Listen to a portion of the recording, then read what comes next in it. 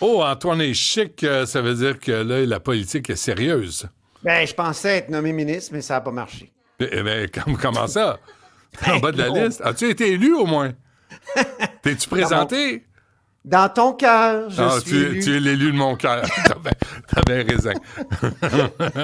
Bon, alors, il y a M. Carney qui a fait son choix de cabinet. Oui, puis des Québécois sont responsables des finances et de l'économie.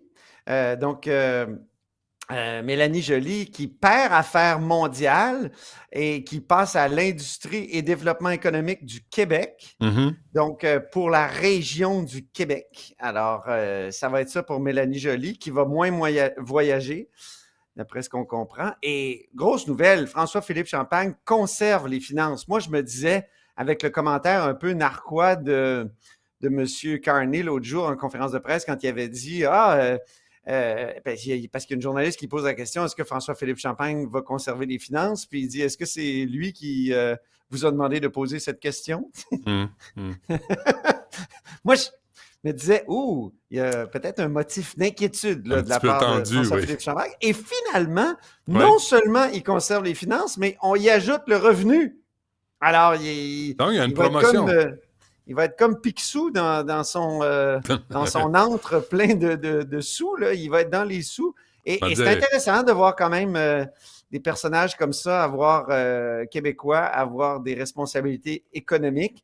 ben oui, Il y a mais quand même l'absence. Si M. Carney est élu, c'est grâce ou à cause du Québec, là.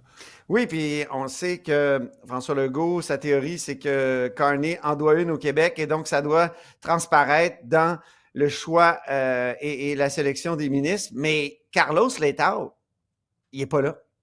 Ah non? Ça va surprendre plusieurs.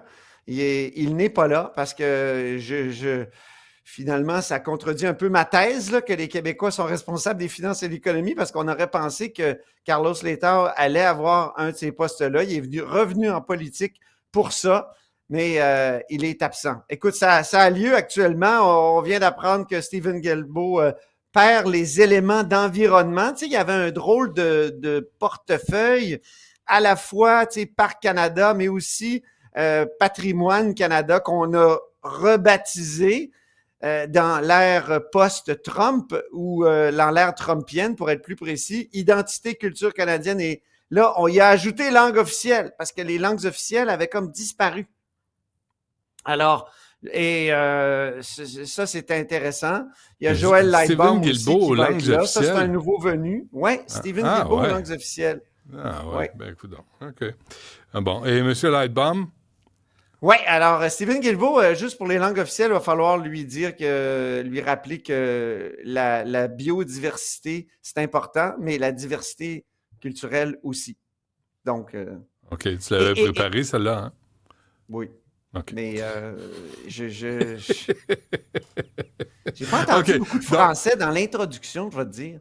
oh, ça ne m'étonne pas. Ouais, Ben non, mais c'est pas Mary Simon qui va faire une entrée. Hey, non. le Fripouille premier s'en vient quand, là? C'est le Ça m'excite. 26, je crois. Ah, pas avant? Écoute, Ah, je pensais que c'était cette semaine. sous toute réserve, OK. mais le OK. Parlement OK. rouvre le 26. C'est pour ça qu'il y a certaines personnes ici là, qui sont même pas assermentées comme députés, parce que Hum, ce sont des nouveaux députés. Je pense hum. à Mme Provost et non Pronovo, Ouais. qui devient ministre. Je me souviens plus où, mais il y a il y a Marjorie Michel aussi, qui a été au cabinet de Justin Trudeau, qui devient ministre de la Santé, d'après ce que j'ai compris. Ouais. Dominique Leblanc conserve un rôle très important, le président du conseil privé. Ça va devenir vraiment le bras droit de M. Carney en matière de relations Est-ce avec que les États-Unis aussi. peux-tu vérifier, là, je suis pas sûr du nom, Natalien Joseph, dans Longueuil-Saint-Hubert, là, qui avait été élu, est-ce qu'il est en charge de la culture? Ministre de l'érotisme. De l'érotico-coco. Oui, Bon. c'est ça. Ministre des phéromones. Ministre de... Des faufounes. Hey, Bon, il parfait. paraît qu'Anna Guéné va devenir ministre. Écoute, j'ai pas pu savoir où exactement, mais Ouais. souviens-toi d'Anna Des Guéné. sports. Des sports, j'espère.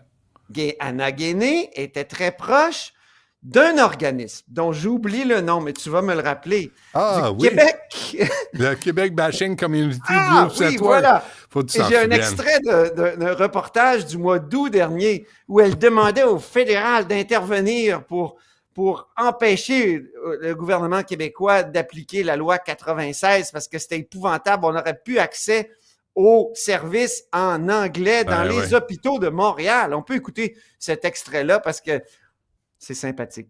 Federal MPs are also following suit. NDG Westmount MP Anna Gainey took to social media Wednesday calling on the Trudeau government to intervene. She says she has serious concerns about the rules, which restrict the use of languages other than French in health sector communication in Quebec.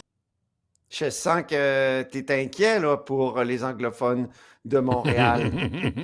Je le suis toujours, je l'ai toujours été.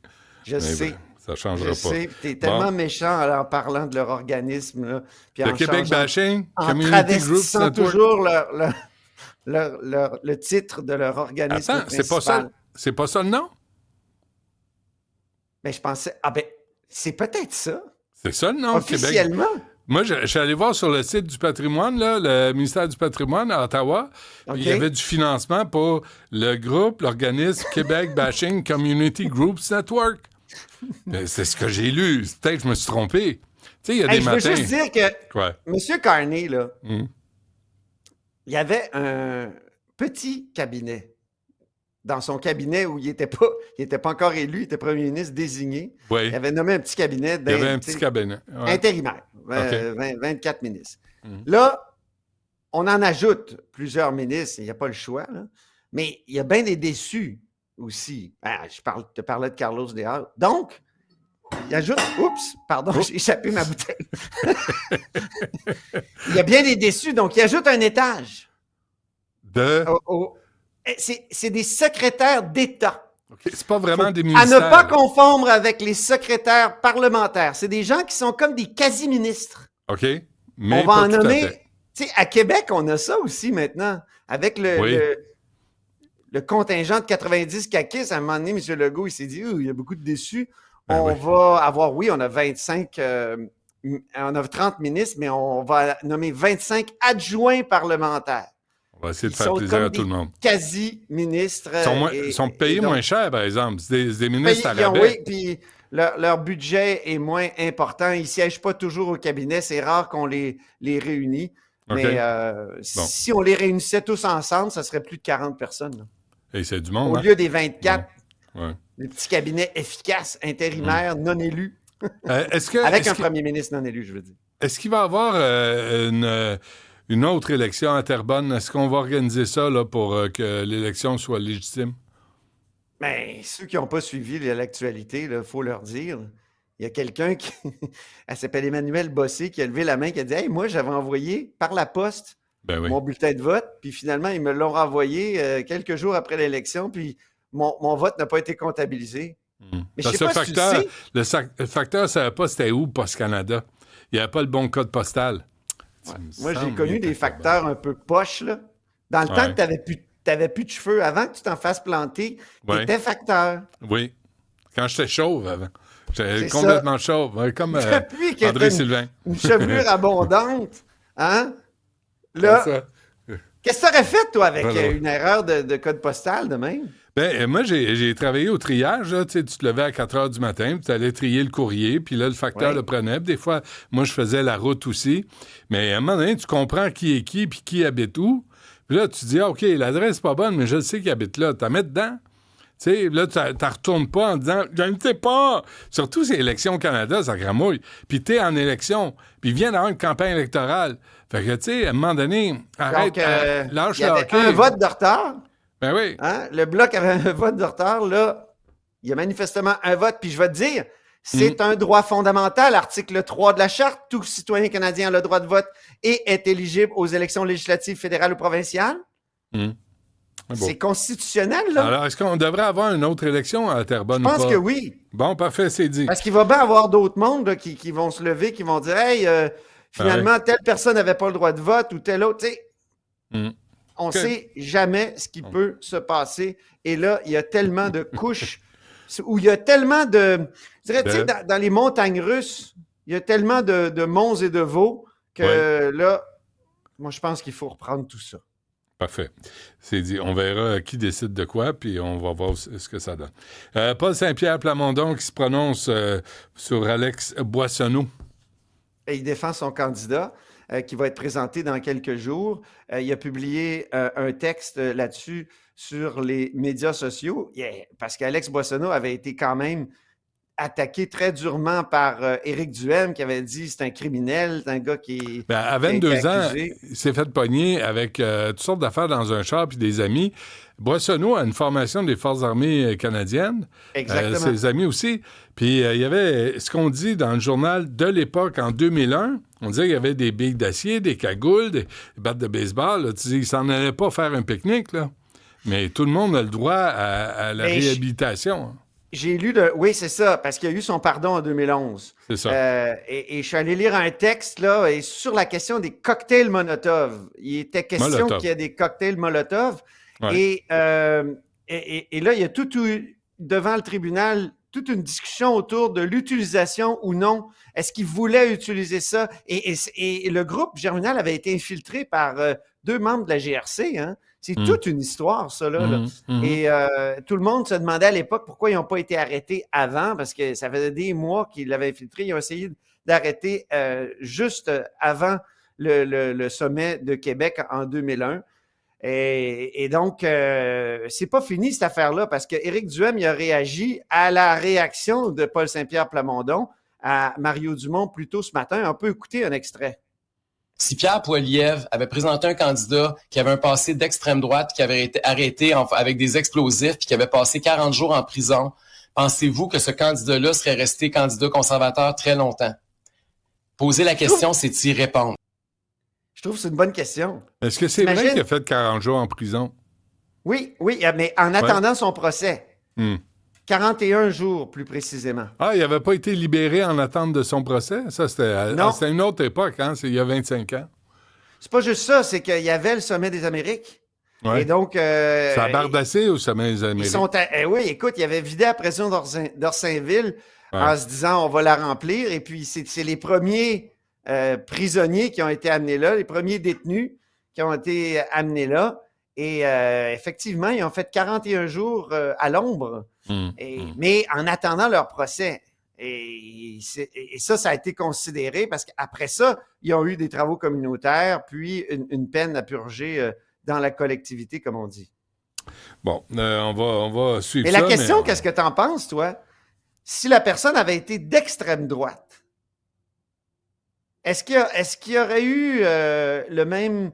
Moi, je pense, est-ce que ça ne serait pas condamné davantage? Je me pose la question, je n'ai pas fait ma religion là-dessus, mais je m'interroge. Mais il y a une obsession avec l'extrême droite qu'on n'a pas avec l'extrême gauche, qui est aussi violente puis aussi débile. Les deux extrêmes, c'est débile. Moi, les extrêmes me tapent ses nerfs.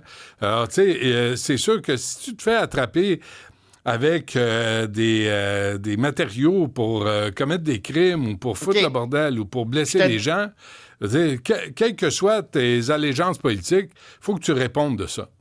C'est ça.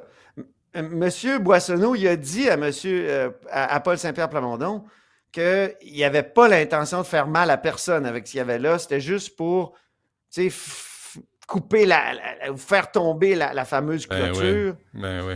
Ouais. Je sais pas, mais j'imagine un autre cas totalement, qui est tout à fait fictif. Mettons qu'il y a une manif des camionneurs à Ottawa, puis qu'il y a des gars d'extrême droite arrêtés avec ce même genre de matériel-là. Ouais, je pense pas qu'ils se présentent. Et qu'après ça, Poilievre en recrute un, même s'il a obtenu son pardon.